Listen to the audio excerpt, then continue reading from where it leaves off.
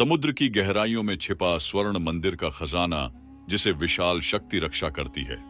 कांचीपुरम के प्राचीन ग्रंथों में दर्ज इस पंक्ति को पढ़कर राजा हर्षवर्धन के विशेष दूत वसुदेव की भौहें तन गईं। यह वाक्य ठीक उसी रहस्यमयी मंदिर का संकेत दे रहा था जिसका उल्लेख उनके पूर्वजों की गुप्त पांडुलिपियों में भी था। यह मंदिर, जिसे शंकर नारायण मंदिर कहा जाता था, सदियों पहले समुद्र में समा गया था और इसके साथ ही उसके अपार खजाने भी। वसुदेव एक साहसी खोजी थे जिन्होंने अब तक कई राजाओं के लिए गुप्त खजानों की खोज की थी, लेकिन इस बार उनका सामना समुद्र के गहरे रहस्य से था जिसे हजारों वर्षों से कोई छू भी नहीं सका था। समुद्र तट के किनारे खड़े वसुदेव के मन में कई प्रश्न उमड़ रहे थे। उनके पास जो पुराना नक्शा था उसमें स्पष्ट लिखा था कि मंदिर कभी इस स्थान पर स्थित था, लेकिन अब वहां केवल अथाह जल था।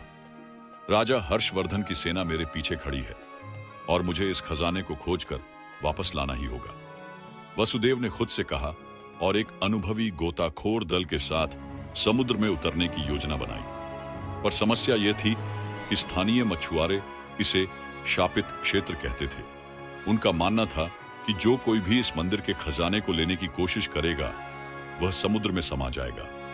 हमारा राजा महान है, लेकिन समुद्र उससे भी बड़ा है। एक बूढ़े मछुआरे ने चेतावनी दी, अगर समुद्र ने मंदिर को छिपा लिया है तो इसे खोजने का मतलब है उसके क्रोध को बुलावा देना। लेकिन वसुदेव अडिग रहे। अगले दिन वह अपने साथ 4 गोताखोरों को लेकर समुद्र में उतर पड़े।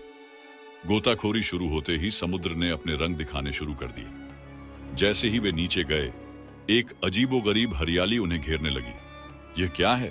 समुद्र के नीचे जंगल? वसुदेव हैरान थे। अचानक एक गोताखोर चिल्लाया, मंदिर! सामने एक विशाल मंदिर दिखाई दिया जिसकी दीवारों पर अब भी देवी देवताओं की आकृतियां उकेरी हुई थीं। लेकिन जैसे ही वसुदेव ने मंदिर में प्रवेश किया, समुद्र के जल में हलचल होने लगी, मानो कोई अदृश्य शक्ति उन्हें अंदर जाने से रोक रही हो। तभी एक और गोताखोर ने ध्यान दिया कि मंदिर के प्रवेश द्वार पर एक बड़ी पत्थर की शिला थी जिस पर संस्कृत में लिखा था, जो लोभ में प्रवेश करेगा वह सागर का भोजन बनेगा।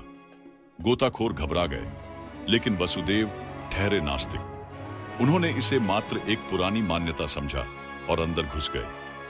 मंदिर के गर्भगृह में पहुंचते ही उन्होंने देखा सोने की मूर्तियां, चांदी के दीप और बहुमूल्य रत्नों से सजा एक विशाल सिंहासन। यह सब राजा हर्षवर्धन के राज्य को समृद्ध बना सकता है।